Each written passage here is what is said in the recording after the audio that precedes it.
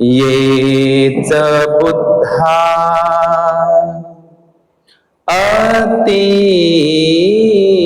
अतीताच येच बुद्धा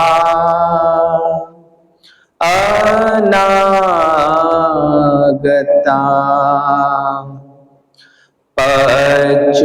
पचुपन्नाच ये बुद्धा अहं वन्दामि सर्वदा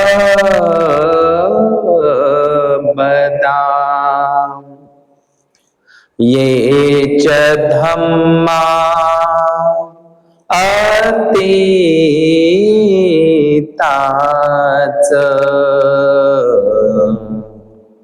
ये च धम्मा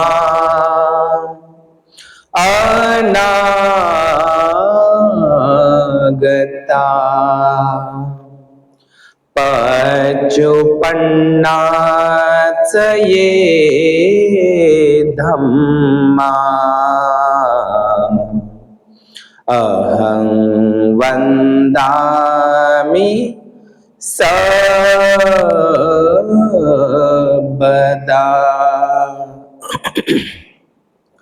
ये च संघा अतीताच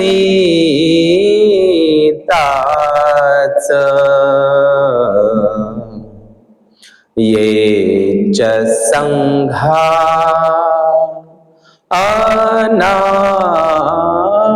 अनागता पचुपन्नाच ये संघा अहं वन्दामि सर्वदा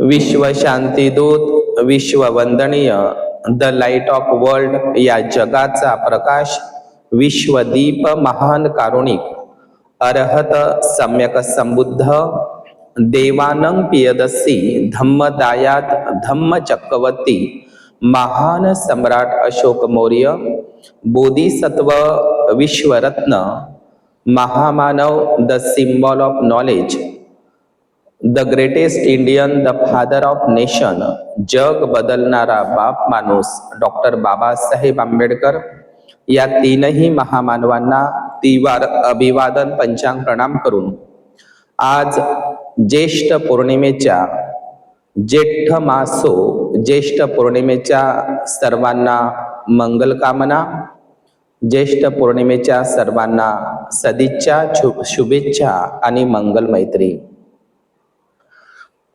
भगवान बुद्धांच्या संयुक्त निकायातील या गाथेनं आजच्या या विशेष ज्येष्ठ पौर्णिमेचे महत्व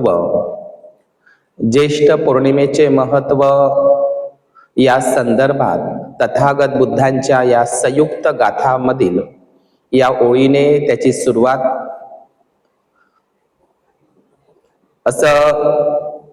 असा उल्लेख आहे.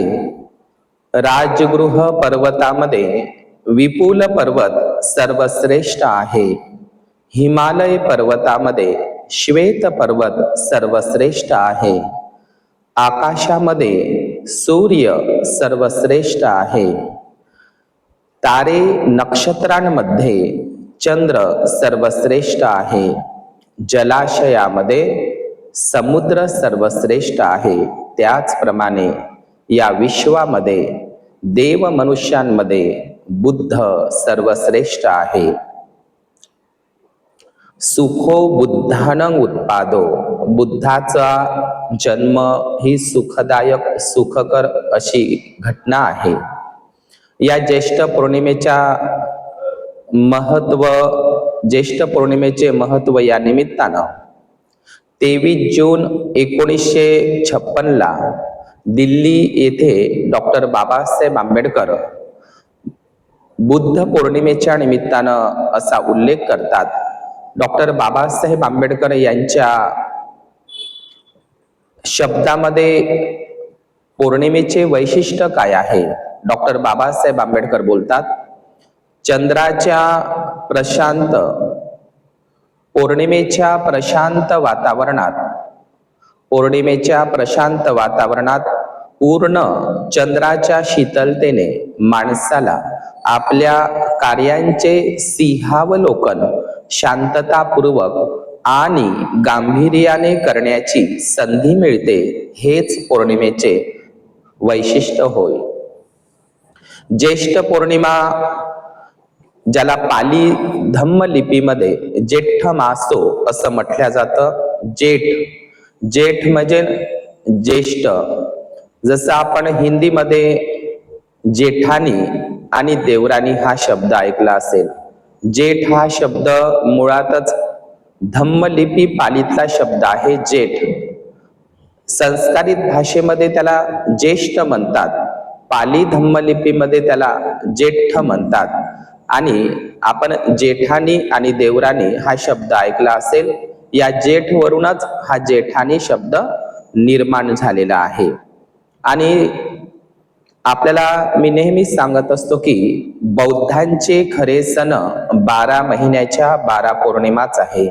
बौद्धांचे खरे सण उत्सव हे 12 महिन्याच्या 12 पौर्णिमाच आहे. त्या पलीकडे आपले कुठलेही सण उत्सव नाही. या भारतातील नव्हेच तर या जगातील कुठलाही ख्रिश्चन बांधव हिंदू ब्राह्मणी सण साजरे करत नाही. या जगातीलच नव्हे तर या भारतातील कुठलाही मुस्लिम बांधव हिंदू ब्राह्मणी सण साजरे करत नाही. तर बौद्धांनी हिंदू ब्राह्मणी सण का साजरे करावे? डॉक्टर बाबासाहेब आंबेडकरांनी आम्हाला 30 शरण पंचशील आणि 22 प्रतिज्ञा देऊन आपण बुद्धिस्ट झालो. आणि म्हणून आपण आता हिंदू महार राहिलेलो नाही. म्हणून आपण बौद्धांनी बौद्धांसारखंच पालन केलं पाहिजे. बौद्धांचे खरे सण 12 महिन्याच्या 12 पौर्णिमाच आहे. त्या पलीकडे आपले कुठलेही सण उत्सव नाही. हे आपण सर्वप्रथम लक्षात घेतलं पाहिजे. या 12ही महिन्याच्या 12ही पौर्णिमेला बौद्ध धम्मामध्ये विशेष असं महत्व आहे. आणि या 12ही महिन्याच्या 12ही पौर्णिमा बुद्धाच्या भिक्खू संघाच्या जीवनाशी निगडीत आहे. आणि म्हणून जपान असेल, कोरिया असेल, चायना असेल, ब्रह्मदेश असेल, श्रीलंका, थायलंड असेल, या संपूर्ण इतरही बौद्ध राष्ट्रामध्ये जे जे काही या जगाच्या पाठीवर बौद्ध राष्ट्र आहे, या बौद्ध राष्ट्रामध्ये 12ही महिन्याच्या 12ही पौर्णिमेला सरकारी सुट्टी असते. आणि सरकारी सुट्टी असल्यामुळे या संपूर्ण बौद्ध राष्ट्रातील संपूर्ण बौद्ध बांधव आपल्या सहपरिवार सहकुटुंबासहित बुद्ध विहारामध्ये जातात, धम्माचे पारायण करतात, अष्टशील उपोसत वारित शिलाचे, आर्य अष्टशील उपोसत वारित शिलाचे म्हणजे 8 शील ग्रहण करून ते संपूर्ण दिवस बुद्ध विहारामध्ये व्यतीत करत असतात. म्हणून बौद्ध राष्ट्रामध्ये आणि या प्रत्येक पौर्णिमेला आर्य अष्टशील उपोसत वारित शिलाचा तो दिवस आहे. बौद्ध धम्मामध्ये उपवास नावाचा शब्द नाही. उपवास हा शब्दच नाही. बौद्ध धम्मामध्ये उपवास नावाचा शब्द नाही, उपोसत आहे. आणि उपोसत म्हणजे काय? आर्य अष्टशील उपोसत वारितशील असं विस्ताराने नाव आहे. उपोसत म्हणजे काय? तर नेहमी आपण पंचशील ग्रहण करत असतो, परंतु महिन्यातून आणि पौर्णिमेला महिन्यातून 4दा, आणि या 4दा पैकी पौर्णिमेला आपण 8 शील ग्रहण करून या 8 शिलाचं पालन करत असतो. त्याला उपोसत असं म्हटलं जातं. आणि म्हणून या 12ही महिन्याच्या 12ही पौर्णिमेला इतर बौद्ध राष्ट्रामध्ये खूप महत्व आहे. आणि म्हणून 12ही महिन्याच्या 12ही पौर्णिमेला आपल्या घरचे कुठलेही मंगल कार्य असेल, लग्न कार्य असेल, आपल्या घरचे कुठलेही कार्यक्रम असेल, तर या 12ही महिन्याच्या 12ही पौर्णिमेला आपल्या घरचे कुठलेही लग्न कार्य, मंगल कार्य आपण करू नये. आपण पौर्णिमेचं महत्व विसरत चाललेलो आहोत. म्हणून आपल्या घरचे कुठलेही लग्न कार्य असो, मंगल कार्य असो, कुठलंही कार्य असो, आपण पौर्णिमेच्या दिवशी घेऊ नये. तो संपूर्ण दिवस आपण उपोषताकरिता आणि बुद्धविहाराकरिता, ध्यानाकरिता, चिंतने करता, बुद्धानुस्मृती, धम्मानुस्मृती आणि संघानुस्मृती करिता आपण तो दिवस व्यतीत केला पाहिजे, हे आपण लक्षात घेतलं पाहिजे. म्हणून या ज्येष्ठ पौर्णिमेचे सुद्धा एक विशेष महत्व आहे.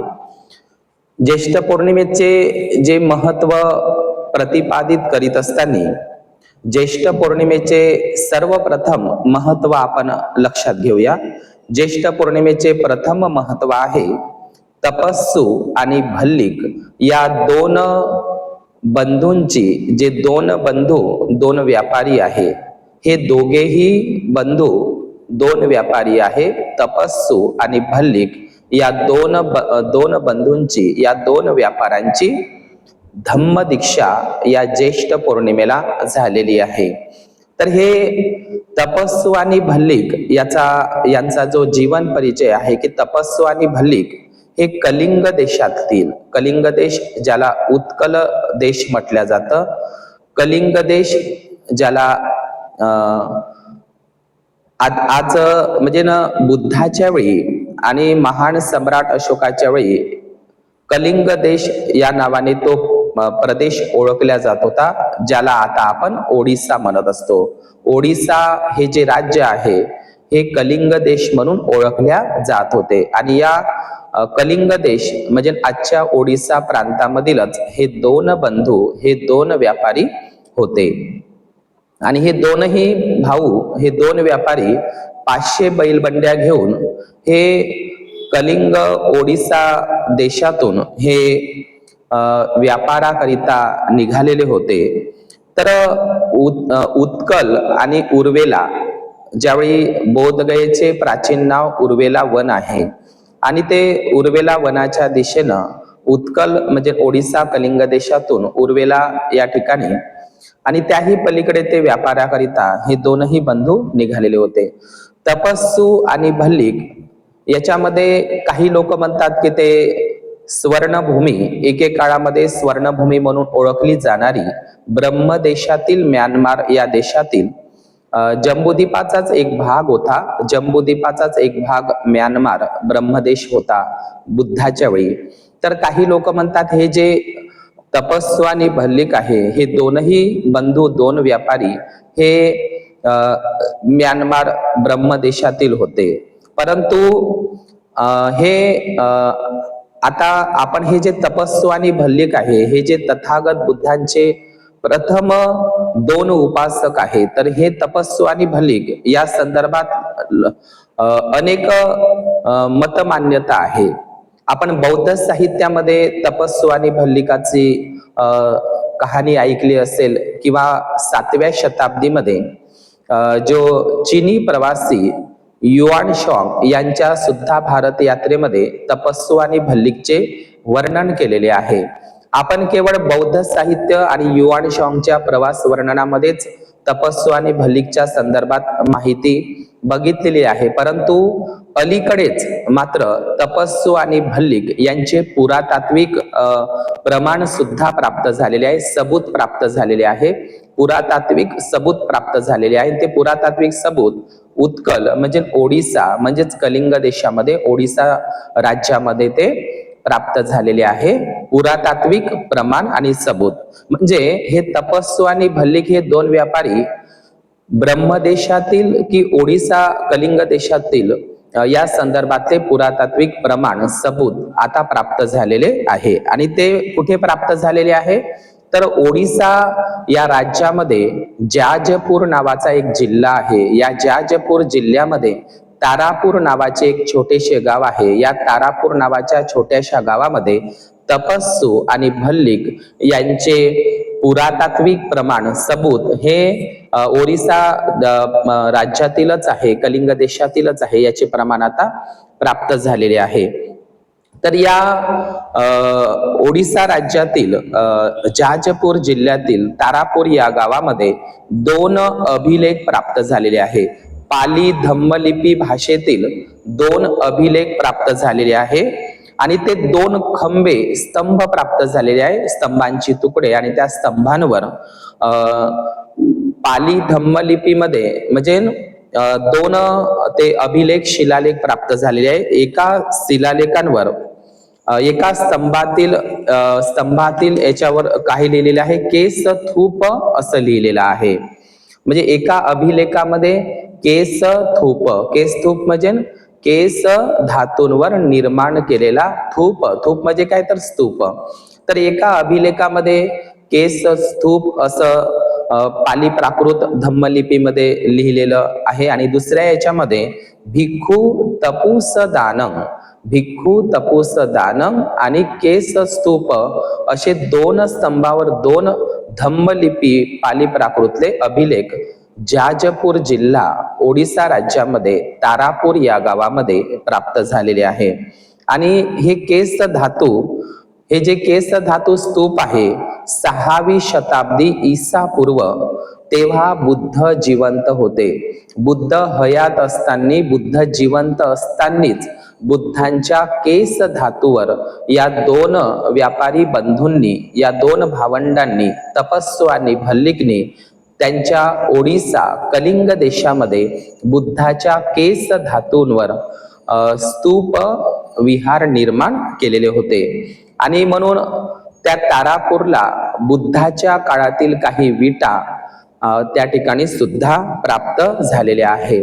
आपण लक्षात घेतलं पाहिजे की या जम्बूद्वीप भारतामध्ये मौर्य म्हणजे महान सम्राट अशोक मौर्य यांच्या आधी सुद्धा धम्मलिपी पाली भाषेचे शिलालेख 2च ठिकाणी, भारतामध्ये 2च ठिकाणी सम्राट अशोक मौर्य यांच्या पूर्वीचे धम्मलिपीतले पाली लिपीतले शिलालेख अभिलेख प्राप्त झालेले आहे. फक्त 2 ठिकाणी. एक म्हणजे कपिलवस्तू ज्याला आता पिपर हवा म्हणतात, आणि दुसरं ठिकाण म्हणजे ओडिसा राज्यातील जाजपूर जिल्ह्यातील तारापूर या ठिकाणीच म्हणजे मौर्य सम्राट अशोक पूर्व धम्मलिपी पाली लिपीचे शिलालेख प्राप्त झालेले आहे.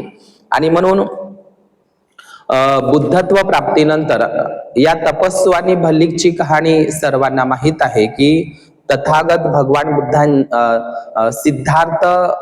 बोधिसत्व सिद्धार्थ गौतम हे सम्यक संबुद्धी प्राप्त झाल्याच्या नंतर ते उर्वेलाच्या वनामध्ये एकूण ते 1 महिना म्हणजे सम्यक संबुद्ध झाल्याच्या नंतर सुद्धा ते 1 महिना त्या उर्वेला म्हणजे आजच्या बोधगयाच्या परिसरामध्ये वास्तव्यास होते.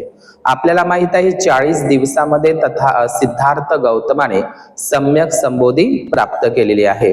तर त्यावेळी उत्कल कलिंग देशातून निघालेले हे 2 भाऊ म्हणजे 2 व्यापारी बुद्धत्व प्राप्तीनंतर तथागत सम्यक संबुद्धाला जे भोजन दान दिलं, काही बौद्ध साहित्यामध्ये भाकरी आणि मध अशा भोजनाचं त्यांनी दान दिलेले आहे. काही ठिकाणी मठ्ठा, शहद आणि लड्डूचं दान तथागत बुद्धाला बुद्धत्व प्राप्तीनंतर दिलेलं आहे, असाही काही बौद्ध साहित्यामध्ये उल्लेख आहे.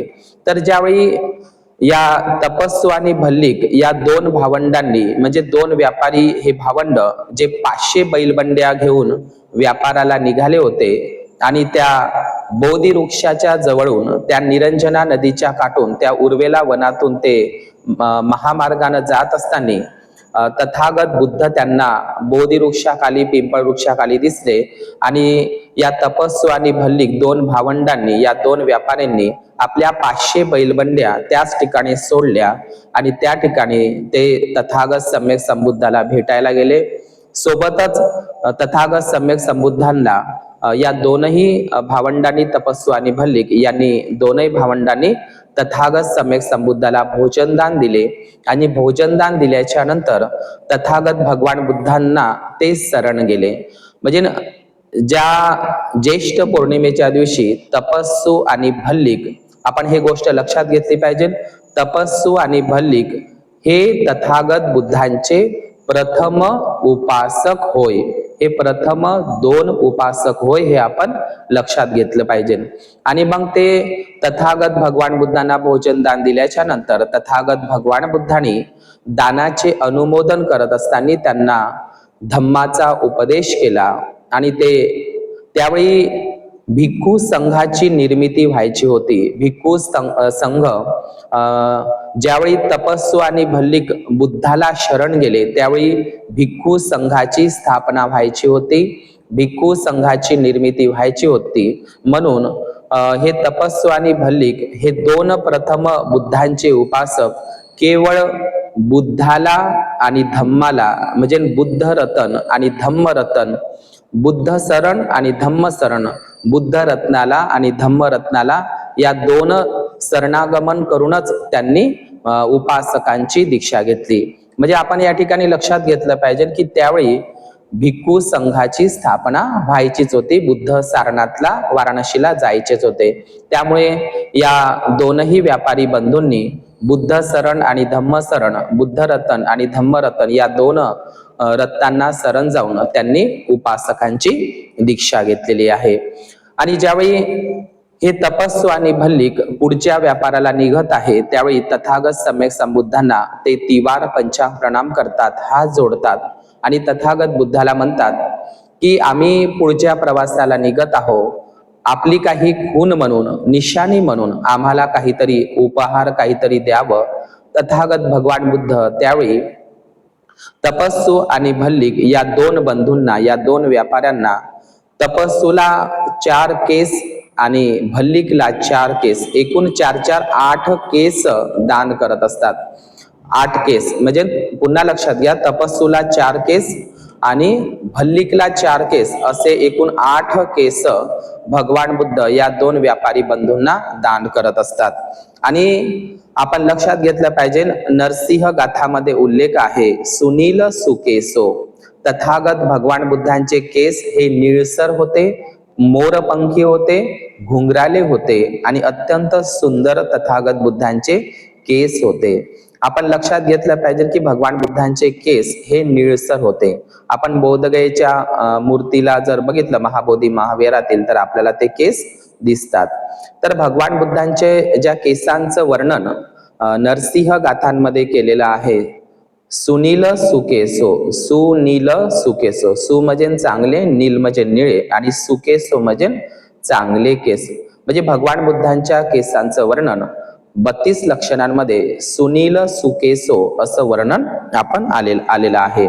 म्हणून भगवान बुद्धांनी या तपस्सू आणि भल्लिकला 8 केस धातू, एकाला 4 आणि एकाला 4 असे 8 केस धातू त्यांना उपहार म्हणून भेट केले.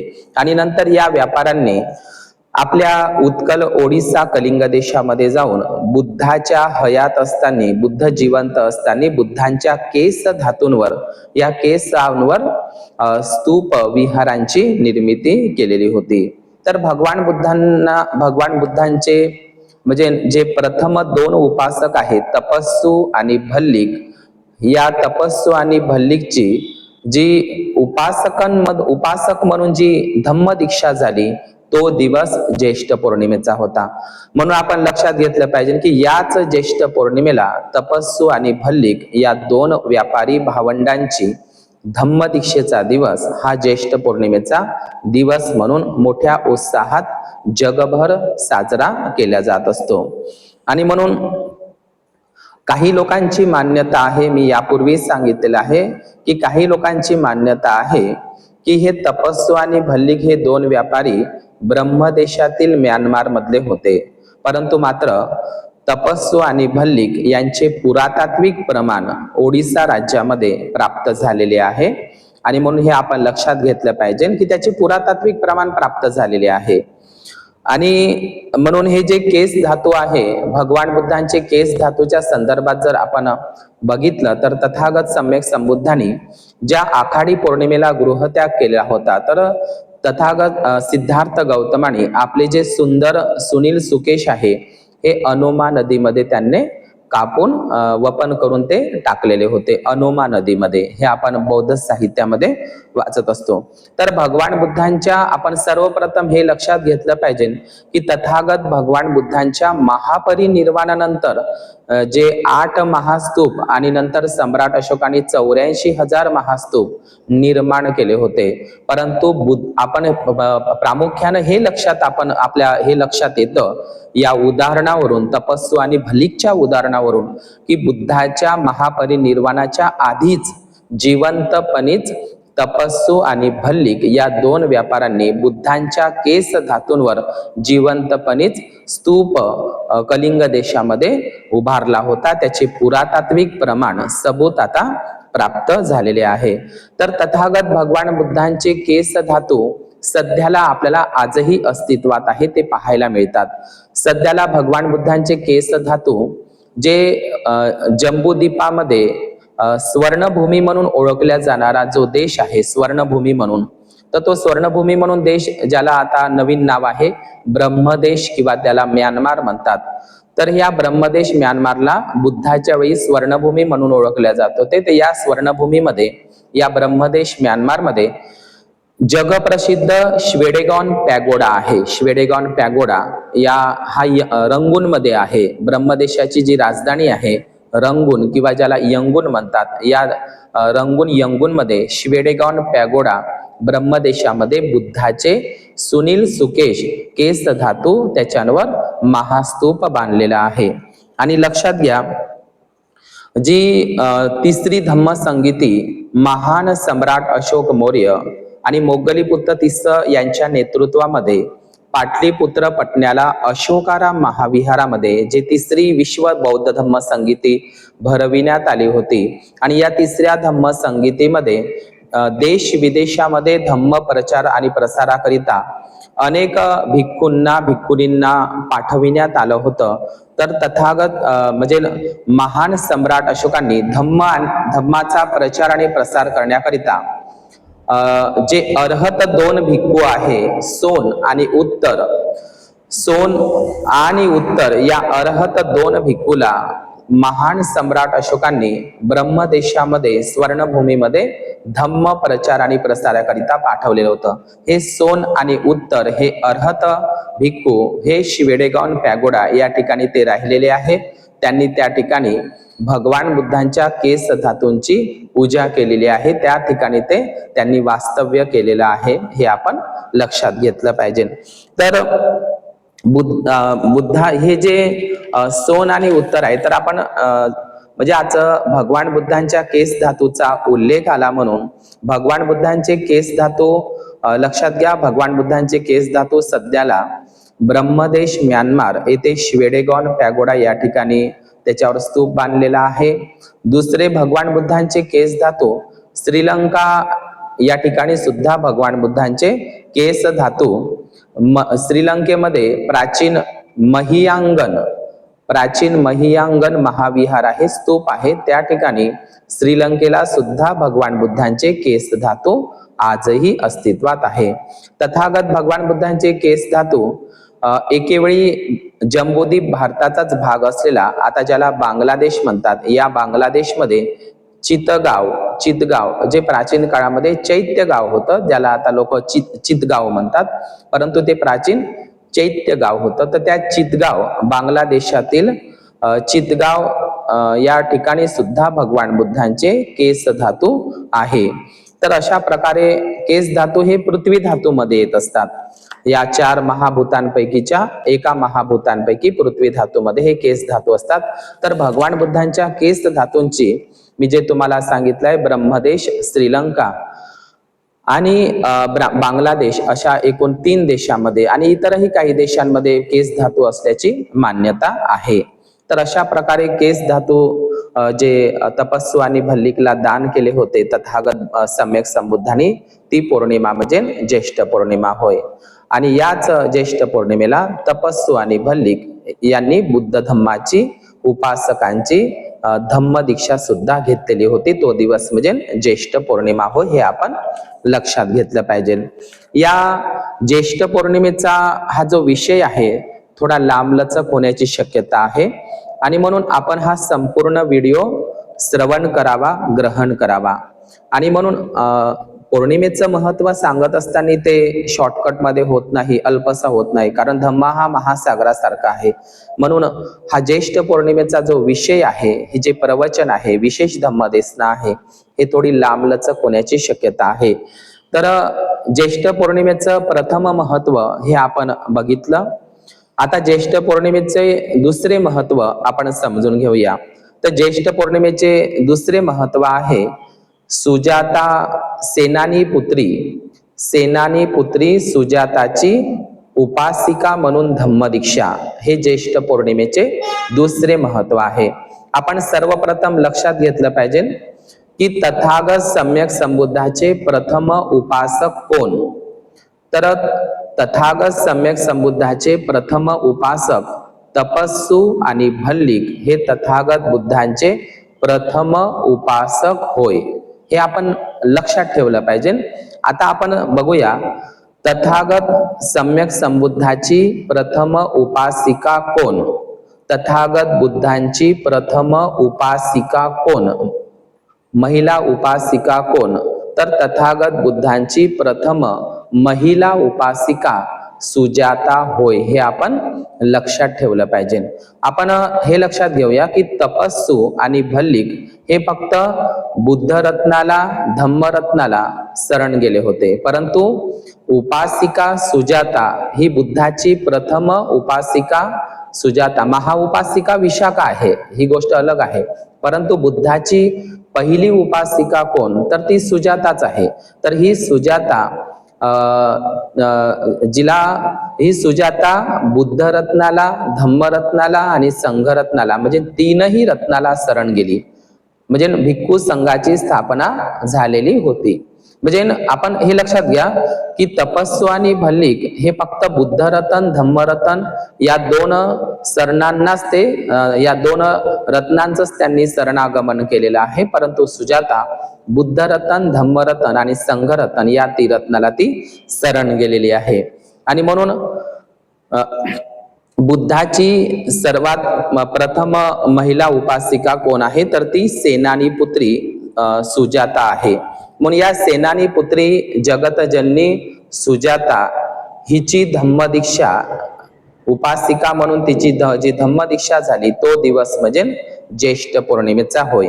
तर आपल्याला ही स्टोरी माहित आहे की सुजाताचं जे गाव आहे निरंजना नदीच्या काठी, ज्या ठिकाणी म्हणजे निरंजना नदीच्या अलीकडे आणि निरंजना नदीच्या पलीकडे, तर आजही सुजाताचं जे गाव आहे उर्वेला वनामध्येच तिचं गाव होतं. सुजाताच्या गावाचं जे नाव होतं, प्राचीन नाव ते सेनानी ग्राम होतं. आता जे सध्याला सुजाताच्या गावाचे जे नाव आहे ते आहे बकरोर. आजही तुम्ही बोधगयाला गेले, निरंजना नदीच्या पलीकडे जे डोंगेश्वरी आपण ओळखल्या जातो, तर तिथे ते बकरोर म्हणून सध्याला ते ओळखल्या जात होतं. परंतु बुद्धाच्या वेळी तो उर्वेला प्रदेशाचा एक भाग होता आणि त्यावेळी ते सेनानी ग्राम म्हणून ते गाव ओळखल्या जात होतं. तर या सेनानी ग्रामचीच ही सुजाता होती. तिच्या घरी भरपूर गायी होत्या आणि या भरपूर गायी असताना त्या काळामध्ये निसर्ग पूजक लोक होते. आपल्याला ही कहाणी सगळ्यांनाच माहित आहे. तर या सुजाताने त्या काळामध्ये वटवृक्षाची पूजा करण्याची एक मान्यता होती आणि मग त्यावेळी सुजाता ही वडाच्या झाडाला म्हणजे त्या सेनानी गावामध्ये अशी एक लोकांमध्ये मान्यता होती की या वडाच्या झाडाला जर काही मन्नत मागितली किंवा जर काही मागितलं तर ते पूर्ण होतं, अशी काही त्यावेळी एक समजूत होती. तर सुजाताने सुद्धा त्या वडाच्या झाडाला एक संकल्प केला की मला जो पती मिळावा तो धनवान पती मिळावा आणि त्या धनवान पतीच्या पोटी जे बाळ जन्माला यावं ते पहिल्यांदा पुत्र रत्न प्राप्त व्हावा, म्हणजे धनवान पती मिळावा, श्रेष्ठी पती मिळावा आणि सोबतच जे पहिलं बाळ होईल ते मुलगा म्हणून जन्माला यावं, अशी तिनं त्या वडाच्या निग्रोधाच्या झाडाला, ज्याला पाली भाषेमध्ये निग्रोध म्हणतात. आपल्याला माहित आहे की पिंपळाच्या झाडासोबतच वडाच्या झाडाचं सुद्धा बौद्ध धर्मामध्ये महत्व आहे. आपल्याला माहित आहे की सम्यक संबुद्ध 7 वर्षानंतर कपिलवस्तूला परत आले होते, तर तेव्हा राजा शुद्धोधनाने तथागत बुद्धांची आणि भिक्खू संघाची व्यवस्था कपिलवस्तूमध्ये निग्रोधारामामध्ये केली होती. निग्रोधाराम, निग्रोध म्हणजे काय होत असते, वडाचं झाड, पालीमध्ये निग्रोधाराम म्हणतात. म्हणून आणि आपल्याला माहित आहे की डॉक्टर बाबासाहेब आंबेडकरांनी गुजरातला बडोद्याला जो संकल्प केला होता तो वडाच्या झाडाखाली केलेला होता. आणि म्हणून सुजाता सुद्धा त्यावेळी सिद्धार्थ गौतम, बोधिसत्व सिद्धार्थ गौतम ज्यांनी तपोभूमी डुंगेसरीच्या उर्वेलाच्या वनामध्ये 6 वर्ष खडतर तपश्चर्या केली होती. त्यांचं संपूर्ण शरीर हे अस्थिपंजर झालेलं होतं. बुद्ध आणि त्याच्या धम्मग्रंथामध्ये बाबासाहेब लिहितात की सिद्धार्थ गौतमाला 6 वर्ष तपश्चर्या त्यानं ती करून पाहिली अधिकारवाणीनं. 6 वर्ष त्यांचे वाया गेले. काहीतरी सत्य गवसेल, दुःखाचा मार्ग सापडेल म्हणून 6 वर्ष त्यांनी ती खडतर तपश्चर्या केली आणि ते 6 वर्ष खडतर तपश्चर्या करून त्यांना काहीही प्राप्त झालेलं नाही. आणि म्हणून उर्वेलाचं वन सोडून ते निरंजना नदीच्या दिशेनं आले आणि निरंजना नदीच्या दिशेनं येत असताना असंही लिहिलेलं आहे बौद्ध साहित्यामध्ये की बोधिसत्व सिद्धार्थ गौतमाला, ते तेव्हा बुद्ध व्हायचेच होते, तर बोधिसत्व सिद्धार्थ गौतमाला साधं उभंही राहता येत नव्हतं, एवढं शरीर त्यांचं अशक्त झालेलं होतं. आणि त्यावेळी त्यांना सत्याचा मार्ग जर शोधावयाचा असेल तर अन्न सेवन करणं गरजेचं होतं. आणि त्यावेळी मग ते निरंजना नदीच्या दिशेनं निघाले आणि ते निरंजना, बुद्ध आणि त्याच्या धम्मग्रंथात दिलेलं आहे की निरंजना नदीचं ते पाणी पिले, निरंजना नदीमध्ये त्यांनी आंघोळ केली आणि नंतर ते उन्हाळ्याचे दिवस होते आणि त्यावेळी एक गडद हिरवागार त्या वडाचे एक झाड होते, त्या वडाच्या झाडाखाली ते थांबले विश्रांती करिता, कारण ते अशक्त, दुर्बल, कमजोर झाले होते, मरणासन्न अवस्थेला पोहोचले होते. काही मिनिटातच त्यांना मरण येणार असं त्यांची शरीराची अवस्था झाली होती. आणि सुजाताने वगैरे काही निमंत्रण वगैरे दिलेलं नव्हतं, तर सुजाताने त्या वडाच्या झाडाला जो संकल्प केला होता त्याचा शेवटचा दिवस होता आणि त्यामुळे सुजाताने आपल्या घरी असलेल्या पूर्णा नावाची जी दासी आहे, तिला अन्नपूर्णा म्हटलं तरी चालेल, तर या पूर्णा नावाच्या दासीला तिला पाठवलं की तू त्या वडाच्या झाडापाशी जा आणि वडाच्या सभोवतालची साफसफाई करून ये. तर त्यावेळी पूर्णा नावाच्या त्या सुजातानं पाठवलेल्या दासीला त्या ठिकाणी बोधिसत्व सिद्धार्थ गौतम अस्थिपंजर झालेल्या अवस्थेमध्ये दिसले आणि पूर्णा लगबगीनं धावत आली आणि सुजाताला तिने निरोप दिला. सुजाताने 500 गाईची ती दूध आणि त्याच्यामध्ये सुगंधित द्रव्य पदार्थ टाकून सोन्याच्या पात्रामध्ये ती खीर घेऊन त्या वटवृक्षाकडे आली होती. आणि त्यावेळी बोधिसत्व सिद्धार्थ गौतम तिला दिसले. तिला वाटलं की ही वृक्ष देवताच आहे आणि मग सुजाताने वृक्ष देवता समजून त्या शेवटच्या दिवसाला सिद्धार्थ गौतमाला खीर ग्रहण करण्याची इच्छा प्रकट केली. आणि त्यावेळी असा बौद्ध साहित्यामध्ये उल्लेख आहे की सुजाताची खीर तथागत सम्यक संबुद्धाने 49 घास ती सेवन केलेली आहे. आणि त्याच वेळी सुजाता जर लक्षात घेतलं पाहिजे की कधी कधी आपण अन्न फेकून देत असतो, आपल्या घरचं अन्न वाया जात असतं, परंतु कधी कधी मात्र अन्न हे दुसऱ्याचा जीवही वाचवू शकतो. सुजाता आणि तथागत बुद्ध यांचा काहीही संबंध नाही, ही अचानक घटना आहे. काश पूर्णा किंवा सुजाता त्या ठिकाणी पोहोचली नसती तर या जगाला सम्यक संबुद्ध दिसला नसता. आणि म्हणून तथागत भगवान बुद्धांनी महापरिनिर्वाणामध्ये सुजाताची स्तुती केलेली आहे, प्रशंसा केलेली आहे. कशी प्रशंसा केलेली आहे? तथागत बुद्धांनी महापरिनिर्वाण सूक्तामध्ये आनंदाला आणि भिक्खू संघाला उद्देशून सांगितलेलं आहे की हे आनंदा, बुद्धत्व प्राप्तीकरिता सहाय्यकारी मदतगार ठरलेली सुजाताचं ते खीरदानीचं भोजन माझ्यासाठी महत्वाचं आहे आणि चुंद लोहराचं शेवटचं भोजन महापरिनिर्वाणासाठी. तर तथागत भगवान बुद्धांच्या त्या सुजाता जर त्या ठिकाणी काश पोहोचली नसती तर सम्यक संबुद्ध म्हणजे ते खीर, काही काही लोकांमध्ये खोचट कल्पना आहे की सुजाताची खीर खाऊन ते बुद्ध झाले. खीर खाऊन कोणही बुद्ध होत नाही. त्या ठिकाणी कोणतेही अन्न असते तरी ते अन्न फक्त मदतगार ठरलं. सुजाताची ते खीर सिद्धार्थ गौतमाने सेवन केली, ते ताजेतवाने झाले, टवटवीत झाले, त्यांच्या अंगामध्ये शक्तीचा संचार झाला आणि म्हणूनच तथागत भगवान बुद्धांनी श्रामणेर 10 श्रामणेर प्रश्नामध्ये पहिल्या प्रश्नामध्ये म्हटलेला आहे सब्बे सत्ता आहार ठित्तिका. सब्बे सत्ता आहार ठित्तिका म्हणजे सर्व प्राणी मात्र एका आहारावर भोजनावर आश्रित आहे. तर भगवान बुद्धांनी आहाराचे 4 प्रकारही सांगितले आहे. कबलिक आहार, मन सचेतन आहार, स्पर्श आहार आणि विज्ञान आहार. सुजाताने जे भोजनदान दिलं होतं ते कबलिक आहार आहे. आपण रोजच्या जेवणामध्ये जे भोजन घेत असतो त्याला तथागत बुद्धांनी कबलिक आहार म्हटलेला आहे. जशी सुजाताची खीर सिद्धार्थ गौतमानी ग्रहण केली त्यावेळीच त्यांच्या तोंडातून शब्द निघाला सब्बे सत्ता आहार ठित्तिका. सर्व प्राणी मात्र एका आहारावर भोजनावर निर्मित आहे. एक नामकिंग, एक काय आहे. आणि म्हणून हे जे कबलिक आहार जे भोजन सिद्धार्थ गौतमाने ग्रहण केले आणि अशा प्रकारे ते ताजेतवाने झाले. तर हे आपण लक्षात घेतलं पाहिजे की सुजाताची खीरदान आणि तेव्हापासून या खिरीचं बौद्ध धर्मामध्ये खिरीचं एक विशेष महत्व आहे. आपण हिंदू ब्राह्मण संप्रदाय जर बघितलं तर हिंदू ब्राह्मण धर्मग्रंथामध्ये प्रतिक्रांतीच्या रूपामध्ये आहे. म्हणजे एखाद्या घरचा व्यक्ती मरण पावला तर 13वीच्या दिवशी ब्राह्मण हिंदू धर्मामध्ये खीर केली जाते.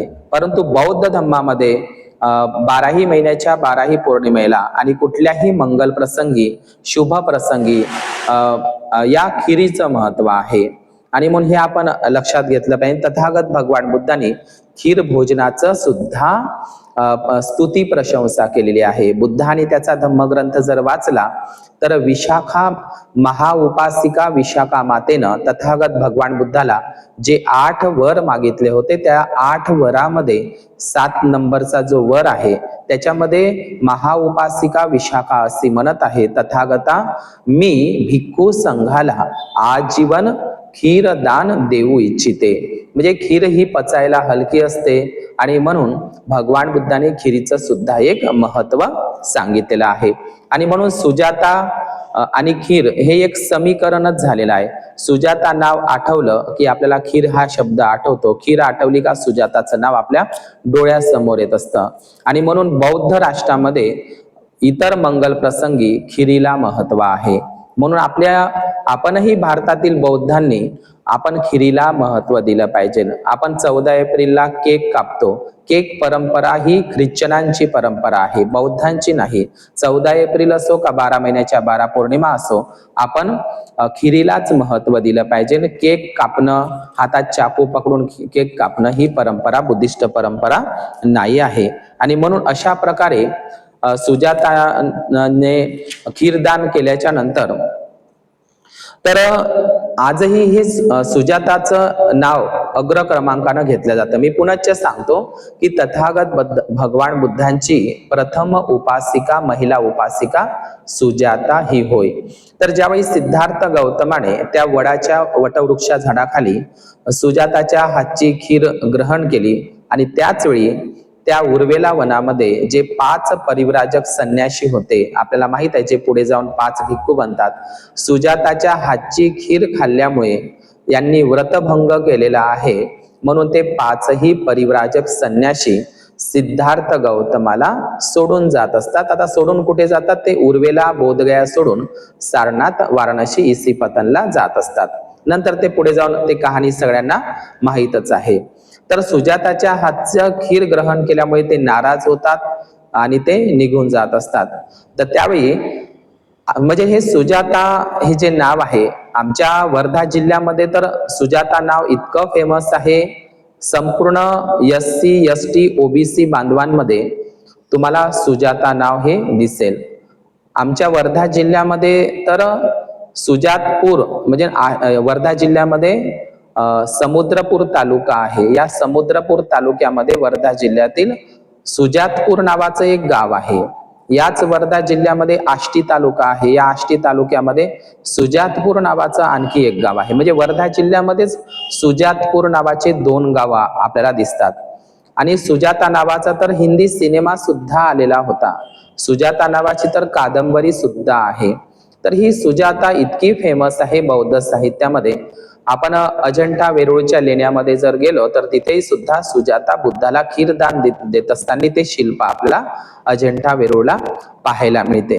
तर बुद्धत्व प्राप्तीनंतर सुजाताने जे सिद्धार्थ गौतमाला म्हणजे बुद्धत्व प्राप्ती व्हायचीच होती, तर सुजाताने बोधिसत्व सिद्धार्थ गौतमाला जे खीरदान केली. खीर या शब्दाचा पाली अर्थ खीर, खीर ज्याला क्षीर म्हणतात. संस्कृत शब्द आहे क्षीर आणि पाली शब्द आहे खीर. आणि खीर या शब्दाचा अर्थच होतो दूध.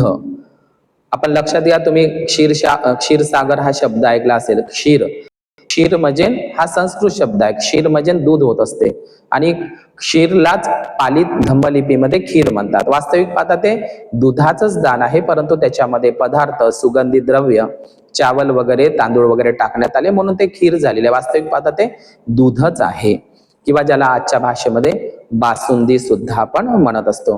तर ज्यावेळी बोधिसत्व सिद्धार्थ गौतमाने ते खीर सुजाताची ग्रहण केली, त्यावेळी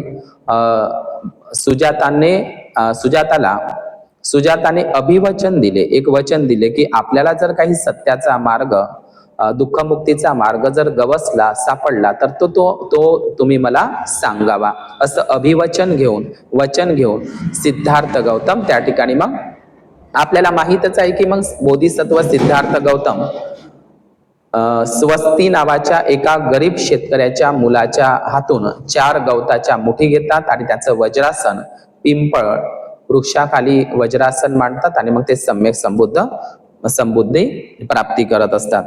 तर अशा पद्धतीने सुजाताला म्हणजे सिद्धार्थ गौतम यांना मग सम्यक संबोधी प्राप्त होते, उर्वेला बोधगयाला. आणि मग आपण हेही लक्षात घेतलं पाहिजे की विशाखा म्हणजे सुजाताला जे वचन दिलं होतं बुद्धाने, कोणतं वचन दिलं होतं? हेच वचन दिलं होतं की मला जर काही सत्याचा मार्ग गवसला तर मी तो तुम्हाला सांगेल. आणि योगायोगाने लक्षात घ्या, सुजाताला तिने जो संकल्प केला होता वडाच्या झाडाला की मला धनवान श्रेष्ठी श्रीमंत पती मिळावा आणि त्या श्रीमंत पतीच्या पोटी जे बाळ जन्माला यावं, पहिलं बाळ जन्माला यावं, ते मुलगा पुत्र म्हणून जन्माला यावं, तर तो तिचा संकल्प पूर्ण झाला होता. आणि योगायोगाने लक्षातही घ्या, सुजाताला ज्या ठिकाणी दिलं होतं ते गाव होतं वाराणसी नगर. वाराणसी म्हणजे काय? ज्याला काशी म्हणतात काही लोक आणि काही लोक बनारस म्हणतात. तर या बनारस काशीला म्हणजे आजच्या वाराणसीलाच सुजाताला देण्यात येत असतं. म्हणजे सुजाताचं जे सासर आहे, तर हे सुजाताचं जे सासर आहे ते म्हणजे आजचं वाराणसी शहर आहे. आणि तुम्हाला माहित आहे सिद्धार्थ गौतमाला बुद्धत्व प्राप्तीनंतर, ते बुद्ध झाल्याच्या नंतर, उर्वेला बोधगया सोडल्याच्या नंतर बुद्ध हे वाराणसी सारनाथला जात असतात. वाराणसी आणि सारनाथ खूप काही दूर नाही. आणि त्याच वेळी आपल्याला माहित आहे त्यावेळी सुजाताच्या पतीचं नाव असतं धनकुबेर श्रेष्ठी. तिला वाराणसीला देण्यात येत असतं. ती खूप श्रीमंत कुटुंबामध्ये तिला देण्यात येत असतं वाराणसीला. आणि तिला एक मुलगा जन्माला येत असतो. त्या मुलाचं नाव असतं यश.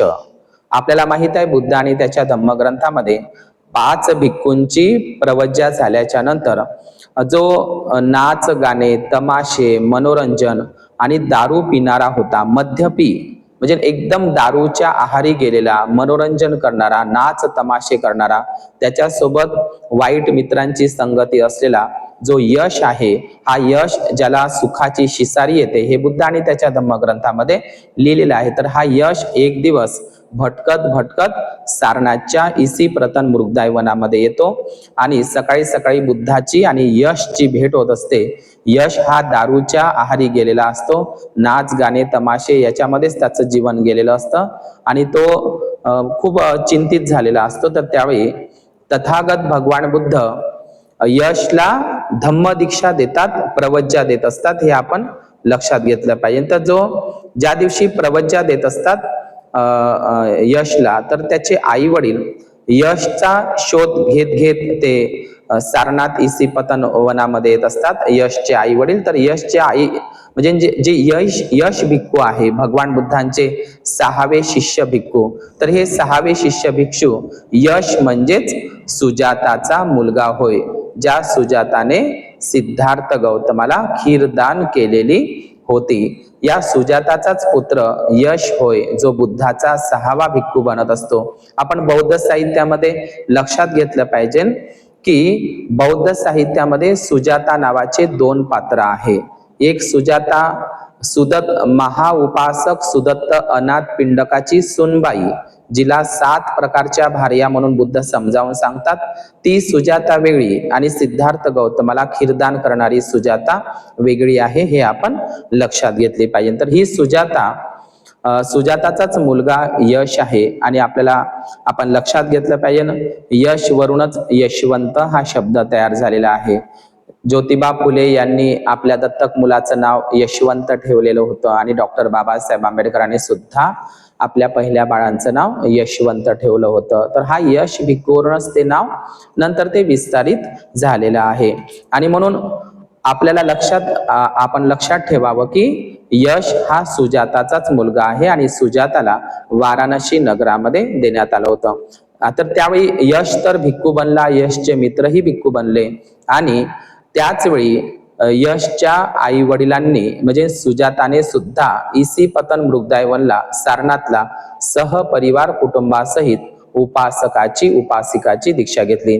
म्हणून बौद्ध साहित्यामध्ये सर्वप्रथम सहकुटुंबासहित सहपरिवारासहित उपासकांची धम्मदीक्षा घेणाऱ्यांमध्ये सुजाताचा परिवार आहे. आणि म्हणून सुजाताने ज्या दिवशी धम्मदीक्षा घेतली, उपासिकांची धम्मदीक्षा घेतली, बुद्धाची पहिली उपासिका म्हणून धम्मदीक्षा घेतली, जी 3 रत्नाला शरण गेली, ती म्हणजे सुजाता. आणि तो दिवस होता ज्येष्ठ पौर्णिमेचा.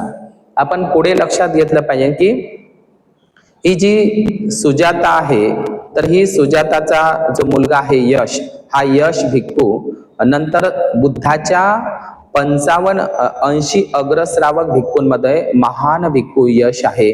आणि यशच्याच माध्यमातून वैशाली या ठिकाणी वालुकाराम महाविहार वैशाली या ठिकाणी शिशुनाग वंशाचा राजा कालाशोक यांच्या नेतृत्वामध्ये दुसरी धम्मसंगीती भरवण्यात येते आणि त्याचं नेतृत्व सुजाताचाच पुत्र हा वाराणसीचा यश करत असतो. म्हणून सुजाताची प्रथम उपासिका म्हणून धम्मदीक्षा ज्या दिवशी झाली तो दिवस म्हणजे ज्येष्ठ पौर्णिमेचा होय, हे आपण लक्षात घेतलं पाहिजे. आणि म्हणून सुजाताच्या धम्मदीक्षेचा दिवस म्हणजे ही ज्येष्ठ पौर्णिमा होय. या ज्येष्ठ पौर्णिमेचे हे जे 2 महत्व मी सांगितलंय, ज्येष्ठ पौर्णिमेचं 3रं महत्व आहे की एकदा महान सम्राट अशोक एकदा आपले धम्मगुरु बौद्ध धम्मदीक्षा गुरु मोग्गलीपुत्ततीस मथुरा, या मथुरेच्या मोग्गलीपुत्ततीस आपल्या धम्मदीक्षा गुरुला म्हणतात की बुद्धाच्या हयातीमध्ये माझ्यासारखा कोणीतरी दानी झाला आहे का? तर त्यावेळी तथागत भगवान बुद्ध म्हणतात की दानी तर अनेक झालेले आहे, आपण फक्त दायक आहात, दाता आहात. दायक आणि दायाद याच्यामध्ये आपण फरक समजून घ्या. तर दायक होणं ही खूप मोठी गोष्ट नाही, परंतु दायाद होणं ही खूप मोठी गोष्ट आहे. तर धम्म दायाद होण्यासाठी आपण लक्षात घेतलं पाहिजे तथागत बुद्धांचे एक सुत्त आहे सुत्त पिटकामध्ये, धम्म दायाद सुत्त. हे धम्म दायाद सुत्त आपण प्रत्येकाने वाचावं. तर धम्मदायक आणि धम्म दायाद या शब्दामध्ये खूप मोठा अंतर आहे. तर धम्मदायाद बनण्यासाठी काय करावं? तर आपण लक्षात घ्या, मी यापूर्वीही सांगितलेलं आहे की बुद्धाच्या काळामध्ये मौर्य राजवंश होता. बुद्धाच्या काळामध्येच मौर्य घराणं होतं, मौर्य राजवंश होता आणि बुद्धाच्या काळापासूनच मौर्य घराणं हे बौद्ध होतं. आपण बुद्ध आणि त्याचा धम्मग्रंथ वाचला तर त्याच्यामध्ये पिप्पली वंशे मौर्य असा शब्द आलेला आहे. 16 महाजनपदांमध्ये पिप्पली वंशे मौर्य, आणि हे पिप्पली वंशे मौर्य भगवान बुद्धांच्या महापरिनिर्वाणानंतर भगवान बुद्धांच्या अस्थी मागायला येतात. त्यावेळी त्यांना अस्थी प्राप्त होत नाही, कोळशे प्राप्त होतात, ज्याला अंगार म्हणतात. आणि म्हणून बुद्धाच्याच वेळी महापरिनिर्वाणानंतर पिप्पली वंशे मौर्य राजे बुद्धाच्या कोळशांवर अंगार स्तूप बांधत असतात, 9वा अंगार स्तूप बांधत असतात. म्हणून बुद्धाच्या काळापासूनच मौर्य घराणं हे बुद्धिस्ट होतं, हे आपण लक्षात घेतलं पाहिजे. आपल्याला हे बुद्ध आणि त्याच्या धम्मग्रंथामध्ये दिसतं पिप्पली वंशे मौर्य. आणि नंतर ह्याच मौर्य घराण्याची शाखा म्हणजे मगधचे मौर्य, जे चंद्रगुप्त मौर्य आणि अशोक मौर्य आणि 10 बौद्ध राजे, तर हे सुद्धा मौर्य बुद्धिस्टच होते. आणि तिसरी मौर्य घराण्याची शाखा राजस्थान मधले चित्तोडगडचे मौर्य, ज्यांनी चित्तोडगडचा किल्ला बांधलेला आहे. ते चित्तोडगड नसून ते चैत्यगड आहे, हे आपण लक्षात घेतलं पाहिजे. तर तो चित्रांगद मौर्य नावाच्या बौद्ध राजांनीच बांधलेला आहे. तर या मौर्य घराण्याच्या अनेक शाखा होत्या. आणि चौथे होते मथुराचे मौर्य, मथुरेचे मौर्य. आणि 5वे होते घारापुरी बेट, जे मुंबई, घारापूर आणि कोकणाचे मौर्य. तर अशा मौर्यांच्या पूर्ण शाखा होत्या. आणि हे मौर्य घराणं बुद्धाच्या काळापासूनच बुद्धिस्ट होतं, हे आपण सर्वप्रथम लक्षात घेतलं पाहिजे. तर धम्मदायक बनणं म्हणजे काय आणि धम्मदायात बनणं म्हणजे काय? तर सम्राट अशोकांनी, आपल्याला माहित आहे, सम्राट अशोकांनी 84,000 महास्तूप, 84,000 महाविहार, 84,000 भिक्खू संघाराम, 84,000 अशोक धम्मस्तंभ, 84,000 धम्म शिलालेख, म्हणजे या जगातील पहिलं संविधान सम्राट अशोकाचं दगडांवर, 84,000 धम्म शिलालेख म्हणजे ज्याला अभिलेख म्हणतो, आणि 84,000 बोधिवृक्ष यांची लागवड केली. अनेक ठिकाणी प्राण्यांसाठी आणि मनुष्यांसाठी पाणपोया, हौद आणि विहिरी बांधल्या. आणि प्राण्यांसाठी आणि मनुष्यांसाठी चिकित्सालय, पशु चिकित्सालय आणि मनुष्य चिकित्सालय म्हणजे दवाखाने सुद्धा सम्राट अशोकांनी बांधले.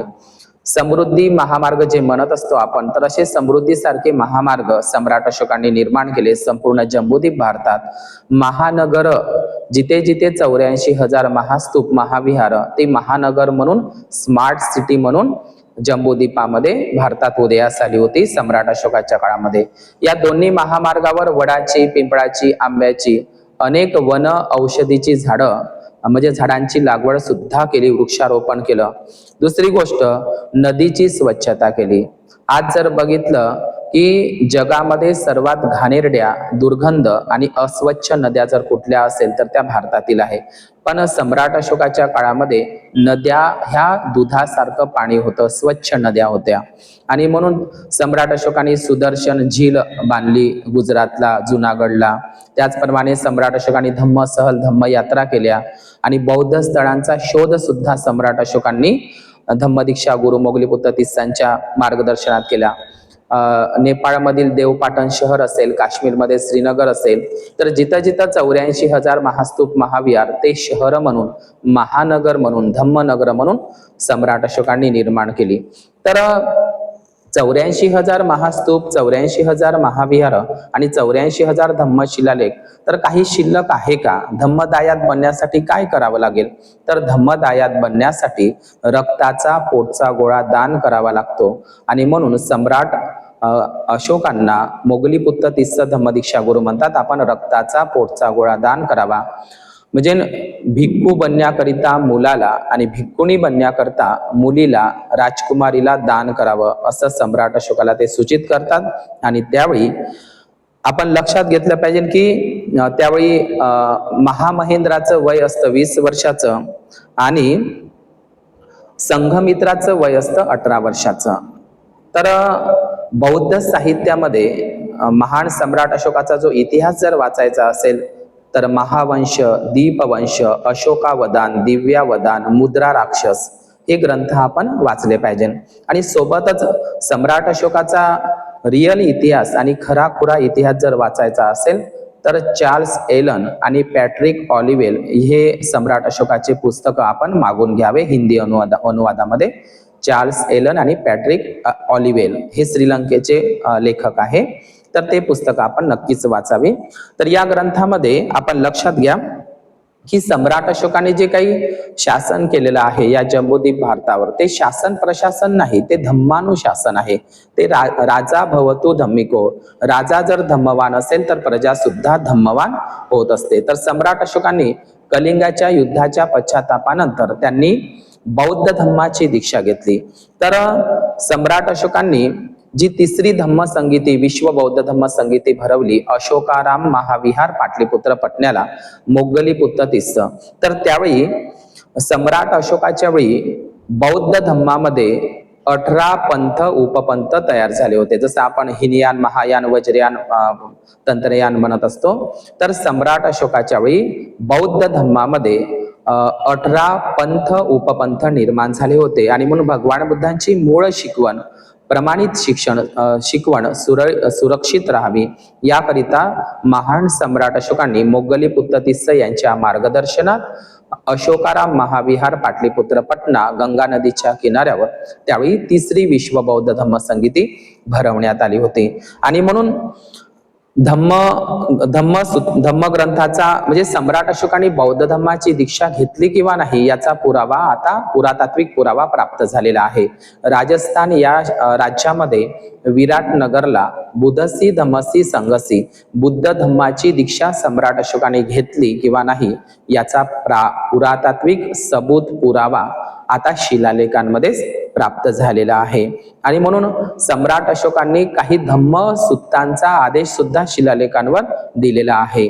आणि म्हणून धम्मदायात बनणं म्हणजे काय, तर धम्मदायात बनणं म्हणजे धम्माचा वारसा चालवण्यासाठी आपला रक्ताचा गोळा मुलगा किंवा मुलगी भिक्खू आणि भिक्खुनी बनवण्यासाठी दान करणं. तर लक्षात घ्या, त्यावेळी महामहेंद्राचं वय 20 वर्षाचं होतं. आणि महामहेंद्र ज्यांचा जन्म साची जवळ 12 किलोमीटर आहे, विदिशा नावाचं शहर आहे. या विदिशा शहरमध्ये महामहेंद्राचा जन्म झाला होता. महान सम्राट अशोकाला एकूण 500 महाराण्या होत्या. त्या 500 महाराण्यांपैकी विदिशा देवी ही शाक्य कुमारी होती आणि मुळातच ती बौद्ध उपासिका होती. आपण लक्षात घ्या, सम्राट अशोकाच्या 5 महाराण्यांपैकी पहिली महाराणी विदिशा देवी ही मुळातच शाक्य कुमारी बौद्ध उपासिका होती. आणि पहिलं बाळंतपण हे आईच्याच घरी होत असतं. आणि म्हणून महामहेंद्र आणि संघमित्रा यांचा जन्म मध्य प्रदेशातील साची जवळ 12 किलोमीटर विदिशा या नगरात शहरात झालेला होता. आणि विदिशा देवी ही मुळातच बौद्ध उपासिका असल्यामुळे वयाच्या 7व्या वर्षापासूनच महामहेंद्र आणि संघमित्रा यांच्यावर बुद्ध धम्माचे संस्कार होते. आपण जर बघितलं तर बुद्धिस्ट नाव संघमित्रा हे बुद्धिस्ट नाव विदिशा देवीनं महान सम्राट अशोकाच्या बौद्ध धम्म दीक्षापूर्वीच ठेवलेलं आहे संघमित्रा. आणि अशामुळे संघमित्रा आणि महामहेंद्र यांच्यावर बालपणापासूनच विदिशा देवी या उपासिकेनं, या महाराणीनं बौद्ध धम्माचे संस्कार केलेले होते. तर या महामहेंद्राचा जन्म विदिशाला झाला इसवी सन पूर्व 284 मध्ये झालेला आहे. त्यावेळी एमपी हे अवंती महाजनपद म्हणून ओळखल्या जात होतं. आजही आपण विदिशाला जर कधीही साची स्तूपाला जर आपण गेलो तर आपण विदिशा शहराला भेट द्या. आजही त्या विदिशा शहरामध्ये मी स्वतः गेलेलो आहो. विदिशा शहर हे महान सम्राट अशोकांच्या महाराणीचे जन्मगाव आहे. आणि तसेच महामहेंद्र भिक्खू आणि संघमित्रा भिक्खुनी हिचे जन्मगाव सुद्धा विदिशा आहे. कधी साचीला स्तूपाला गेले तर आपण नक्कीच विदिशाला भेट द्या. या विदिशाला मी गेल्याच्या नंतर तिथे एक लोहांगी पहाडी म्हणून आहे. त्या लोहांगी पहाडीवर सम्राट अशोकाच्या स्तूपाचे अवशेष आणि धम्मस्तंभ, अशोक स्तंभ सुद्धा पडलेला आहे. आणि या विदिशाला गुप्त काळातील उदयगिरीच्या बौद्ध लेण्या सुद्धा आपल्याला पाहायला मिळतात. विदिशाला गेल्याच्या नंतर तुम्हाला ग्रीक बौद्ध राजा हेलिओडोरस यांचा स्तंभ सुद्धा पाहायला मिळेल विदिशाला. आणि म्हणून विदिशाच्या संग्रहालयामध्ये सुद्धा जा, तिथे ग्रीक बौद्ध राजा हेलिओडोरस यांचा आपल्याला स्तंभ पाहायला मिळेल. त्याच्यावर पाली अभिलेख सुद्धा कोरलेला आहे. आणि जे आपण नागपंचमीचे जे 5 राजे म्हणून सांगतो, ह्या 5 नागराजांचा जन्म सुद्धा ऐतिहासिक पुरावा प्राप्त झालेला आहे विदिशाला. तर हे नागराजे सुद्धा विदिशामध्येच आहे. तर ही शाक्यकुमारी विदिशा देवी ही मुळातच बौद्ध उपासिका होती आणि म्हणून त्यांनी बौद्ध धर्मामध्ये, तर आपण पाहिलेलं असेल की या भारतामध्ये कोणीतरी मुमताजसाठी कोणीतरी ताजमहाल बांधलेला आहे, कोणीतरी बीबीचा मकबरा बांधला आहे. आपल्या महाराणीसाठी, पत्नीसाठी प्रेमामध्ये पागल होऊन कोणीतरी ताजमहाल बांधलेला आहे, कोणीतरी बीबीचा मकबरा बांधलेला आहे. आपण पाहिलेलं आहे की बिहारमध्ये दशरथ मांझी सारख्या व्यक्तीने आपल्या पत्नीच्या प्रेमाखातर पहाड खोदून रस्ता बनवलेला आहे. परंतु महान सम्राट अशोकांनी मात्र ज्या विदिशा शहरामध्ये आपल्या महाराणीचा जन्म झाला, महामहेंद्र आणि संघमित्राचा विदिशाला जन्म झाला, म्हणून महान सम्राट अशोकांनी सर्वात जास्त महास्तूप आणि महाविहार मध्य प्रदेशामध्ये आणि विदिशामध्ये बांधलेला आहे. विदिशापासूनच साचीचा पहाड आहे, ज्याला कोकणात बेट किंवा चेतीगिरी पर्वत म्हणायचं, आणि म्हणून महामहेंद्राचं जन्मस्थान, संघमित्राचं जन्मस्थान, विदिशा देवीचं जन्मस्थान म्हणून या विदिशा परिसरामध्ये साची सारखे महास्तूप सम्राट अशोकांनी आपल्या पत्नीच्या यादगार म्हणून बांधलेले आहे. 15 वर्ष सम्राट अशोकांनी मध्य प्रदेशामध्ये राज्यपाल म्हणून राज्यकारभार चालविला होता. त्यावेळी ते अवंती महाजनपद किंवा मालवा प्रांत म्हणून ते ओळखल्या जात होतं. आणि म्हणून लक्षात घ्या की महान सम्राट अशोकांनी सर्वाधिक महास्तूप मध्य प्रदेशामध्ये बांधलेले आहे, जसं की साची, म्हणजे भगवान बुद्धांच्या शारीरिक धातूवर. भगवान बुद्धांचे जे अंशी अग्रश्रावक आहे सारीपुत्त आणि महामुगलायन, त्याच्यापैकी जे सारीपुत्त आणि महामुगलायन, तर आपल्या लक्षात घ्या सारीपुत्त आणि महामुगलायन यांच्या शारीरिक अस्थि धातूंवर सुद्धा महान सम्राट अशोकांनी स्तूप बांधलेला आहे. आपण साची स्तूपाला भेट दिली तर साचीच्या स्तूपाच्या बाजूला 2 स्तूप दिसतात, जिथे सारीपुत्त आणि महामुगलायनच्या अस्थि आहे. याच साचीच्या परिसरामध्ये मोगली पुत्ततीस यांच्याही शारीरिक धातूवर स्तूप अंधेर नावाचं एक ठिकाण आहे साचीच्या परिसरामध्ये, तिथेही एक महास्तूप आहे. आपले गुरु मोगली पुत्ततीस यांच्या अस्थि धातूंवर अंधेर या ठिकाणी स्तूप बांधलेला आहे. भगवान बुद्धांचे प्रथम शिष्य अरहत अज्ञात कौंडिन्य यांच्याही अस्थि धातूंवर स्तूप साचीच्या परिसरामध्ये सोनारी या ठिकाणी कौंडिन्य भिक्खूंच्या याच्यावर सुद्धा सम्राट अशोकांनी स्तूप बांधलेला आहे. आणि तसेच जे सारीपुत्त आणि महामुगलायन हे जे भगवान बुद्धांचे अग्रशिष्य यांच्या अस्थि धातूवर स्तूप साचीच्या परिसरामध्ये सतधारा असेल किंवा मग सारूमारू नावाचं ठिकाण असेल मध्य प्रदेशात, आणि साची या ठिकाणी सारीपुत्त आणि महामुगलांच्या अस्थि धातूंवर, शारीरिक धातूंवर सम्राट अशोकांनी स्तूप बांधलेले आहे. तर आपण लक्षात घ्या, ज्यावेळी महामहेंद्रानं प्रवज्जा धारण केली त्यावेळी महामहेंद्राचं वय 20 वर्षाचं होतं. सम्राट अशोकांनी जर ठरवलं असतं तर महामहेंद्र हा जम्बूद्वीप भारताचा राजा बनला असता. परंतु सम्राट अशोकांनी तथागत बुद्धांकडूनच तो आदर्श घेतला होता की तथागत बुद्धांनी राहुलला कपिलवस्तूचा राजा न बनवता त्याला भिक्खू बनवलं. त्याचप्रमाणे सम्राट अशोकांनी जम्बूद्वीप भारताचा सम्राट राजा महामहेंद्राला न बनवता त्याला भिक्खू बनवलं. तर यालाच धम्मदायाद म्हणतात, धम्माचा वारसा चालवणं. तर ज्यावेळी महामहेंद्रानं प्रवज्जा ग्रहण केली त्यावेळी महामहेंद्राचं वय 20 वर्षाचं होतं आणि मोगली पुत्ततीस यांनी त्यांना, हे त्यांचे उपाध्याय होते. सम्राट म्हणजे मोगली पुत्ततीसाद्वारेच महामहेंद्राने प्रवज्जा धारण केली होती. आणि लक्षात घ्या त्यांना चिवर नेसून देण्याचं काम, त्यांना चिवर घालून देण्याचं काम अरहत महादेव भंतेजी म्हणजे अरहत महादेव भिक्खू आणि मोगली पुत्ततीस यांच्याच निरीक्षणामध्ये महामहेंद्राला प्रवज्जा देण्यात आलेली होती. हे आपल्याला महावंश ग्रंथामध्ये पाहायला मिळतं. आणि संघमित्रा ज्यावेळी प्रवजित झाली तर त्यावेळी संघमित्राचं वय 18 वर्षाचं होतं. संघमित्राला प्रवज्जा देणाऱ्या ज्या 2 भिक्खुणी आहेत त्या भिक्खुणीचे नाव आहे आयुपाला आणि धम्मपाला. आयुपाला आणि धम्मपाला या 2 भिक्खुणीद्वारे संघमित्रा प्रवजित झाली होती. आणि संघमित्राला सुमनो नावाचा एक बाळ होता आणि अग्निब्रह्म नावाचा जावई होता. स्वतः सम्राट अशोकाचा जावई अग्निब्रह्म, सुमनो आणि संघमित्रा हे तिघही भिक्खू बनले होते, प्रवज्जित झालेले होते. आणि म्हणून इसवी सन पूर्व 264 मध्ये संघमित्रा यांचा जन्म झालेला आहे. तर आपल्याला पाहिलं असेल की महामहेंद्र असो आणि संघमित्रा असो, या महामहेंद्र आणि संघमित्रा या दोघांवरही महान सम्राट अशोकांनी या दोघांनाही प्रशिक्षण दिलेलं होतं. संघमित्रा आपण फक्त चिवरामधली मुंडन केलेली भिक्खुनी बघितली असेल, परंतु संघमित्रा ही योद्धा होती, धाडसी होती, वीर होती आणि बहादूर होती. संघमित्राला घोडा पळवणे, तलवार चालवणे, युद्ध कला कौशल्य, सर्व युद्ध कला कौशल्य नीती सम्राट अशोकांनी संघमित्राला शिकवली होती. आणि म्हणून संघमित्रा आणि महामहेंद्र हे पुढे जाऊन चांगले राजे बनले असते. त्यांना संपूर्ण युद्ध कला कौशल्य नीती संपूर्ण सम्राट अशोकांनी शिकवलं होतं, परंतु दोघांनाही मात्र संघमित्रालाही महाराणी बनवता आलं असतं जम्बूद्वीप भारताची, आणि महामहेंद्राला सुद्धा राजा बनवता आलं असतं, महाराजा बनवता आलं असतं जम्बूद्वीप भारताचा. परंतु दोनही पुत्रांना त्यांनी धम्म दायाद म्हणून धम्म भिक्खू आणि भिक्खुनी बनण्यासाठी दान दिलेलं होतं. म्हणून संघमित्रा ही या जम्बूद्वीप भारतातली पहिली भारतीय नारी आहे जी 7 समुद्रापलीकडे जाऊन बौद्ध धर्माचा प्रचार करते.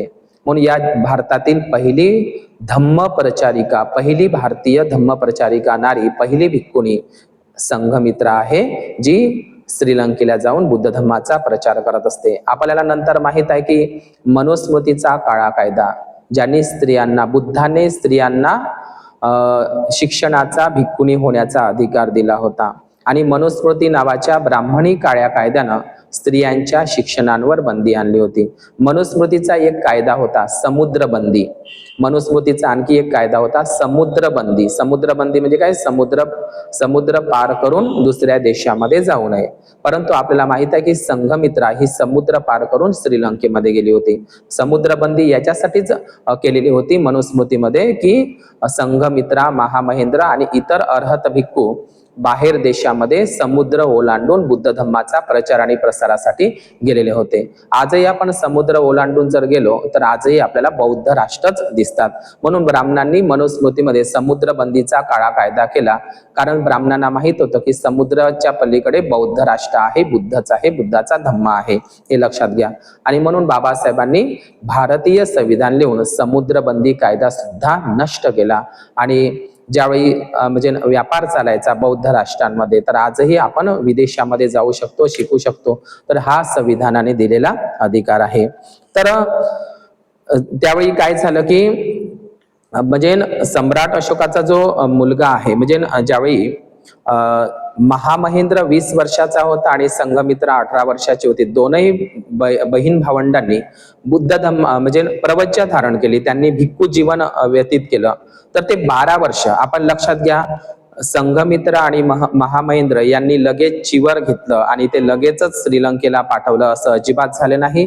संघमित्रा आणि महामहेंद्र यांनी प्रवज्या घेतल्याच्या नंतर, भिक्खू बनल्याच्या नंतर ते भारतामध्ये 12 वर्ष राहिले.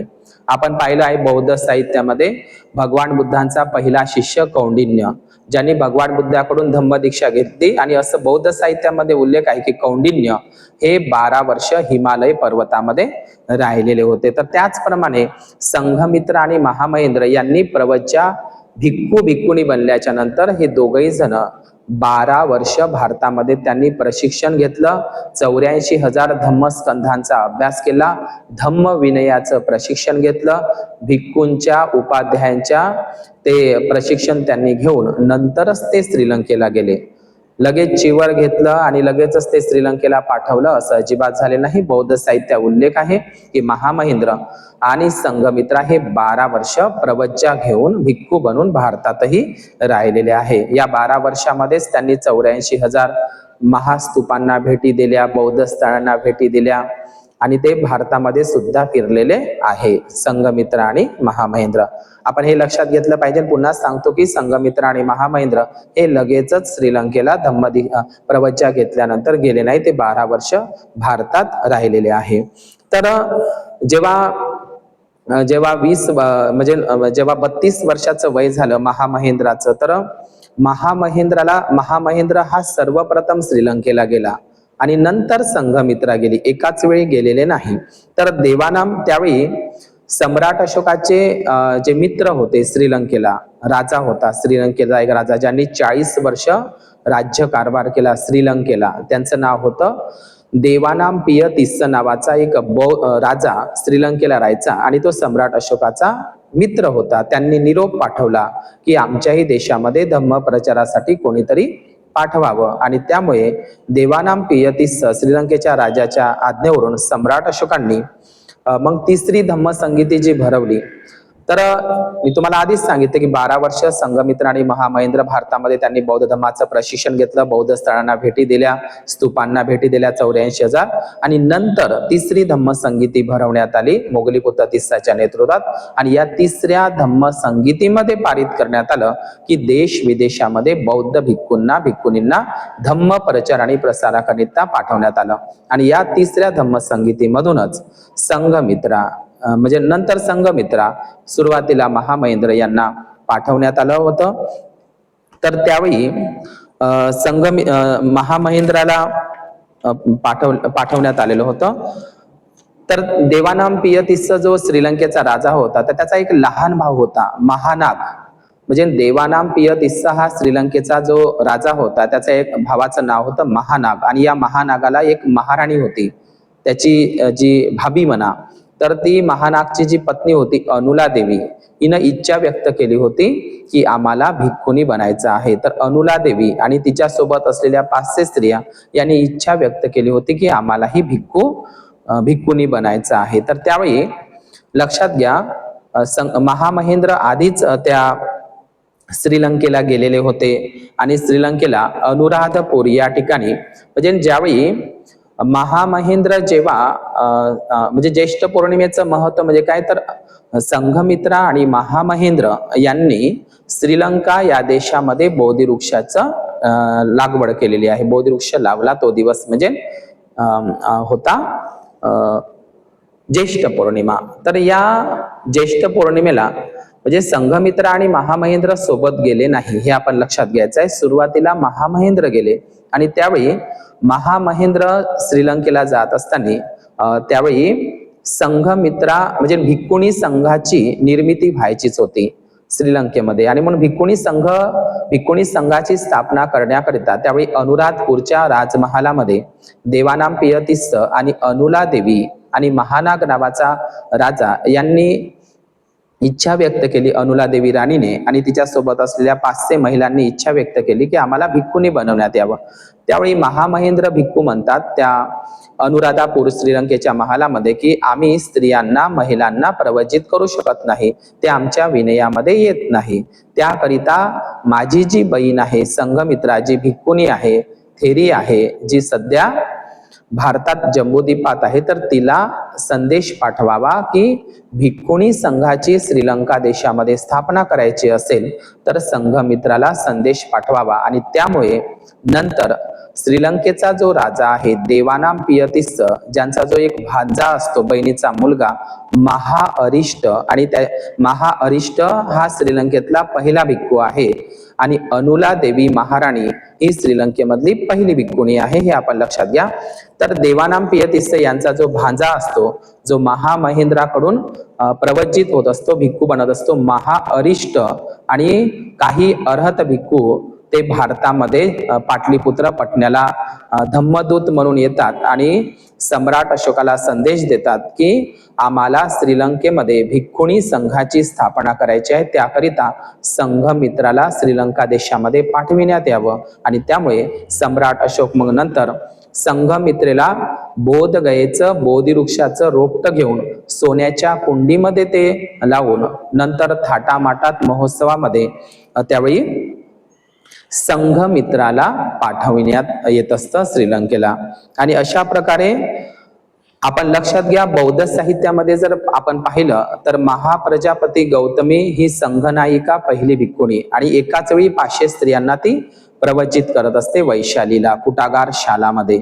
जे आज भोजशाला विवाद चालू आहे का नाही, भोजशाला आपण सध्याला पाहत असेल मोदीचं भोजशाला, तर शाला हा शब्द पाली आहे. भिक्खुनी संघाची निर्मिती ज्या वैशालीला झाली ते कुटागार शाला, धम्मशाला, भोजशाला हे शब्द सगळे बुद्धिस्ट आहे. शाला हा शब्दच बुद्धिस्ट आहे. जे कुटागार शाला वैशालीला होतं बुद्धाच्या काळामध्ये, या कुटागार शालामध्येच भिक्खुणी संघाची स्थापना झाली होती. तर महाप्रजापती गौतमी आणि तिच्यासोबत 500 स्त्रिया होत्या. तर त्यांनी प्रवज्जा धारण केली होती, भिक्खुणी बनल्या होत्या. म्हणजे महाप्रजापती गौतमी आणि 500 स्त्रिया ज्यांनी भिक्खुणी बनून प्रवज्जा घेतली होती, त्याच पद्धतीने श्रीलंकेमध्ये सुद्धा अनुला देवी महाराणी आणि 500 स्त्रिया, म्हणजे जे महाप्रजापती गौतमी आणि 500 स्त्रिया, त्याचप्रमाणे श्रीलंकेमध्ये अनुला देवी आणि 500 स्त्रिया यांनी एकाच वेळी भिक्खुनीची प्रवज्जा ग्रहण केली होती, भिक्खुनी बनली होती. हे सेम आपल्याला दिसतं. तर लक्षात घ्या, श्रीलंकेमध्ये धम्मदीक्षा घेणारा पहिला व्यक्ती कोण आहे? तर धम्मदीक्षा, उपासकाची धम्मदीक्षा घेणारा श्रीलंकेमधला पहिला व्यक्ती आहे स्वतः राजा देवानाम पियतिस्स. आणि श्रीलंकेमध्ये पहिल्यांदा भिक्खुनी बनणारी पहिली भिक्खुनी श्रीलंकेची ती स्वतः आहे महाराणी अनुला देवी. म्हणजे राजा आणि महाराणी पासूनच बौद्ध धम्माचा स्वीकार श्रीलंकेमध्ये झाला. आणि लक्षात घ्या, जिथला महाराजा आणि महाराणी जर बुद्धिस्ट असेल तर श्रीलंका बुद्धिस्ट का होणार नाही? म्हणून सोन्याचा भारत आणि सोन्याची लंका. सोन्याची लंका म्हणजे रावणाची नाही, तर सोन्याची लंका म्हणजे बुद्ध धम्ममय लंका, जी सम्राट अशोकांनी महामहेंद्र संघमित्राला पाठवून केलेली होती.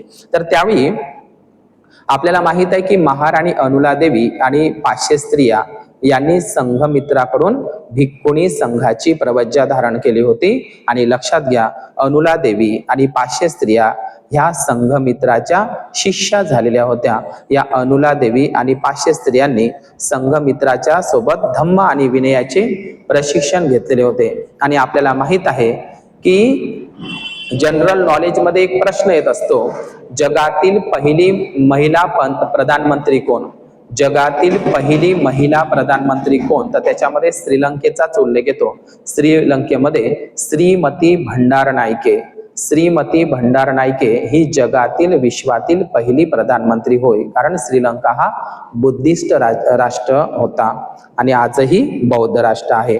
तर सम्राट अशोकांनी जेव्हा संघमित्राला पाठवलं तर त्यावेळी सोन्याच्या कुंडीमध्ये बोधी वृक्षाचं बोधगयेचं झाड नेण्यात आलं. आणि त्यावेळी 84 विद्वान व्यक्ती सुद्धा संघमित्रासोबत पाठवण्यात आले. आणि केवळ संघमित्राच नाही तर संघमित्राच्या सोबत 11 भिक्खुणी, भारतामधून 11 भिक्खुणी आणि संघमित्रा या श्रीलंकेमध्ये धम्म प्रचारी करता सम्राट अशोकांनी पाठवलेलं होतं. तर महाअरिष्ट थेरो जो थेरो आहे, ज्यांनी महामहेंद्राकडून भिक्खूची प्रवज्जा घेतली होती श्रीलंकेमध्ये. तर 40 वर्ष ज्यांनी धम्मानुशासन केलं असा देवानाम पियतिस्स राजा, जो श्रीलंकेचा राजा. तर अशा पद्धतीने नंतर मग ते असं म्हणतात की महावंश बौद्ध ग्रंथामध्ये 17 दिवस त्या बोधी वृक्षाचा महोत्सव शोभायात्रा काढण्यात आली होती श्रीलंकेला. आणि जे बोधी वृक्षाचं झाड संघमित्राने नेलं होतं बोधगयेचं, ते श्रीलंकेची प्राचीन राजधानी, जुनी राजधानी अनुराधपूर या ठिकाणी ते लावण्यात आलेलं होतं. आता श्रीलंकेची राजधानी कोलंबो आहे, पण त्यावेळी राजधानी अनुराधपूर होती, ज्या ठिकाणी संघमित्रानं बोधी वृक्षाची लागवड केलेली होती. आणि म्हणून अनुराधापूरला आजही बोधी वृक्षाचं झाड आपल्याला दिसतं, अनुराधपूरला. तर ह्या अनुराधपूरला नंतर पूर्ण श्रीलंका देशामध्ये या बोधी वृक्षाच्या 32 बोधी वृक्षाची नंतर लागवड करण्यात आली. आणि बरं झालं संघमित्रानं बुद्धगयेचं ते बोधी वृक्षाचं झाड श्रीलंका देशामध्ये नेलं. आणि म्हणूनच आज जे आपण बोधगया, महाबोधी महाविहार बोधगयाच्या मागे जे बोधी वृक्षाचं झाड बघतो, ती 5वी शाखा आहे. सर अलेक्झांडर कनिंगम या इंग्रज अधिकाऱ्यानं श्रीलंकेमधूनच ते संघमित्राचं लावलेलं बोधी वृक्षाचं रोपटं पुन्हा भारतामध्ये आणून जे आज आपण बोधगया महाबोधी महाविहाराच्या मागे जे आपण बोधी वृक्ष पाहतो, हे सर अलेक्झांडर कनिंगम यांनी आणलेलं श्रीलंकेचं संघमित्राचं ते झाड आहे. ते बोधगयेचं बोधी वृक्षाचं झाड शशांक नावाच्या बंगाली ब्राह्मणांनी जाळून टाकलं होतं. अनेकदा त्याला नष्ट करण्यात आलेलं होतं. आज जे तुम्हाला झाड दिसते बोधगयाला बोधी वृक्षाचं, पिंपळाचं, ते पाचवी शाखा आहे आणि ते श्रीलंकेमधून स्वतः अलेक्झांडर कनिंघम यांनी आणलेलं होतं ते संघमित्राचं झाड. आणि तेच संघमित्राचं जे झाड आहे श्रीलंकेचं आजही तुम्हाला सांचीच्या स्तूपापाशी दिसते, नागपूरला दीक्षाभूमीला दिसते, औरंगाबाद मिलिंद कॉलेज पाशी दिसते आणि मुंबईच्या पॅगोडापाशी सुद्धा तेच संघमित्राचं झाड नव्यानं आणलेलं आहे. आणि म्हणून बरं झालं संघमित्रानं ते झाड नेलं आहे. हेच झाड आपल्याला श्रावस्तीला सुद्धा दिसतं जे आनंद बोधिवृक्ष म्हणून ओळखल्या जात असतं. तर अशा पद्धतीने संघमित्रा.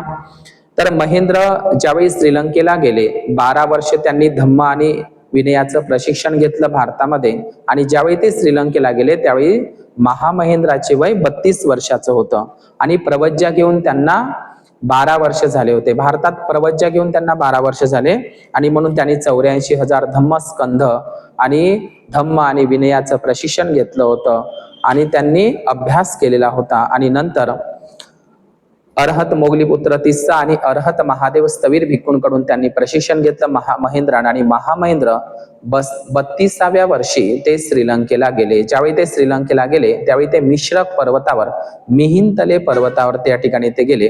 या महामहेंद्र भिक्खू सोबत इत्तीय, उत्तीय, संबल आणि भद्रसाल असे अरहंत भिक्खू होते. आणि संघमित्राचा जो मुलगा होता सुमन हा श्रामणेर आणि भंडूक नावाचा उपासक म्हणजे त्यांचा मावस भाऊ विदिशाचा हे सुद्धा महामहेंद्रासोबत श्रीलंकेला गेलेले होते. इत्तीय, उत्तीय, भद्रसाल आणि संबल हे भिक्खू सुद्धा महामहेंद्रासोबत श्रीलंकेला सोबतच गेलेले होते. याच्यामध्ये संबल नावाचा एक भिक्खू आहे. संबल आजही भारतामध्ये संबलपूर नावाचा जिल्हा आहे भारतामध्ये ज्याचा विवाद चालू आहे. संबल तर संबल तर हे एका भिक्खूचं नाव आहे. सम्राट अशोकांनी श्रीलंकेला पाठवलेला महामहेंद्रासोबत प्रचाराकरिता गेलेल्या संबल नावाचा भिक्खू होता. म्हणून संबल भिक्खूवरून आजही भारतामध्ये संबलपूर नावाचा नगर आहे, शहर आहे. तर हे युपी मध्ये येतं. तर 12 वर्ष धम्म अभ्यास केल्याच्या नंतर महामहेंद्र आणि 84,000 धम्मस्तूपांना भेटी दिल्या. 84,000 धम्मस्कंधांचा अभ्यास केला महामहेंद्रानं आणि स्वतः ते नंतर श्रीलंकेमध्ये धम्म प्रचार आणि प्रसाराकरिता गेलेले होते. आणि म्हणून सम्राट अशोकाचा जो मुलगा आहे महामहेंद्र हा यांनी संपूर्ण श्रीलंका देशामध्ये बौद्ध धर्माचा प्रचार आणि प्रसार केलेला आहे. सम्राट अशोकाने जर मनात आणलं असतं तर महामहेंद्र अख्ख्या जम्बूद्वीप भारताचा राजा असता. परंतु जम्बूद्वीप भारताचा राजा न बनवता भिक्खू बनवलं. संघमित्रालाही महाराणी बनवलं असतं परंतु तिलाही महाराणी जम्बूद्वीप भारताची न बनवता तिलाही भिक्खूंनी बनवलं. आणि संघमित्रा, महामहेंद्र आणि अनेक अरहंत भिक्खूंनी श्रीलंकेमध्ये बौद्ध धर्माचा प्रचार केला. म्हणून सम्राट अशोकाच्या काळामध्ये सोन्याचा भारत आणि सोन्याची लंका, स्वर्णिम भारत आणि स्वर्णिम लंका ही बुद्ध धम्ममय लंका होय. या 2 बहीण भावंडांनी संघमित्रा आणि महामहेंद्रांनी आणि अनेक अरहंत भिक्खूंनी श्रीलंका देशाला बौद्ध राष्ट्र बनवलं. आजही बौद्ध राष्ट्र म्हणून महामहेंद्र म्हणजे श्रीलंका देश सिलोन देश म्हणून ओळखल्या जातो. तर हे दोघं बहीण भाऊ, आदर्श बहीण भावाची जोडी जर असेल तर संघमित्रा आणि महामहेंद्र, आदर्श बहीण भावाची जोडी असेल तर हर्षवर्धन राजा आणि राजश्री नावाची भिक्खुणी. तर अशा पद्धतीनं हे दोघंही बहीण भावंड ज्यांनी बौद्ध धर्माचा श्रीलंकेमध्ये मोठ्या प्रमाणात प्रचार आणि प्रसार केला. म्हणून आजही श्रीलंका देशामध्ये जे म्हणजे या ज्येष्ठ पौर्णिमेला संघमित्रा आणि महामहेंद्र यांनी बोधिवृक्षाचं लागवड केली होती श्रीलंका देशामध्ये. आजही श्रीलंका देशामध्ये महामहेंद्राचा आगमन दिवस म्हणून मोठ्या उत्सवात साजरा केला जातो.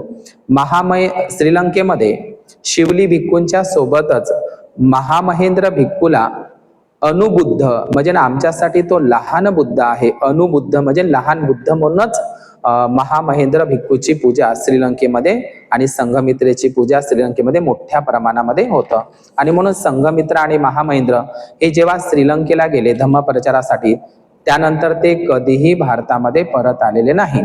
परंतु मध्य प्रदेशमध्ये मात्र एक पुरातात्विक सबूत प्राप्त झालेला आहे. पानगुडारिया इथे संघमित्रा असा उल्लेख शिलालेखांमध्ये आहे आणि त्या ठिकाणी उपनीत महाविहारासाठी म्हणजे पानगुरारिया असं एक ठिकाण आहे मध्य प्रदेशामध्ये. तर उपनीत महाविहारासाठी संघमित्रानं दान केलेलं आहे असा अभिलेख सध्याला मध्य प्रदेशामध्ये प्राप्त झालेला आहे.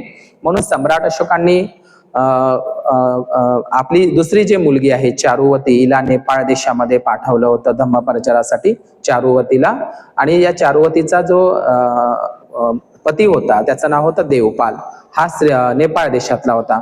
आजही देवपाटण नावाचं शहर नेपाळ देशामध्ये आहे. देवपाटण हे देवपाटण शहर सम्राट अशोकांनीच निर्माण केलं होतं. या देवपाटण शहरामध्येच देवपाल नावाचा राजालाच चारुवती नावाची आपली दुसरी मुलगी सम्राट अशोकांनी दिलेली होती.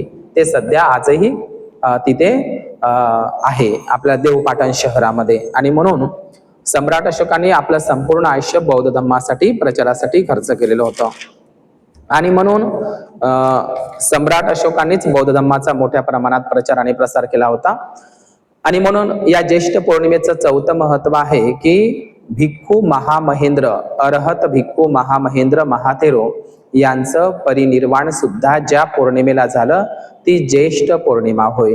याच ज्येष्ठ पौर्णिमेला श्रीलंका या ठिकाणी महामहेंद्र भिक्खूंचे अरहत महामहेंद्र भिक्खूंचे परिनिर्वाण झाले तो दिवस म्हणजे ज्येष्ठ पौर्णिमा होय. हे आपण लक्षात घेतलं पाहिजे. ज्यावेळी महामहेंद्र भिक्खूंचे परिनिर्वाण झाले श्रीलंकेला मिहिंतले या ठिकाणी तर त्यावेळी महामहेंद्र भिक्खूंचे वय होतं 80 वर्षाचं आणि संघमित्राचं वय होतं 79 वर्षाचं. लक्षात घ्या. म्हणजे बघा किती साम्य आहे.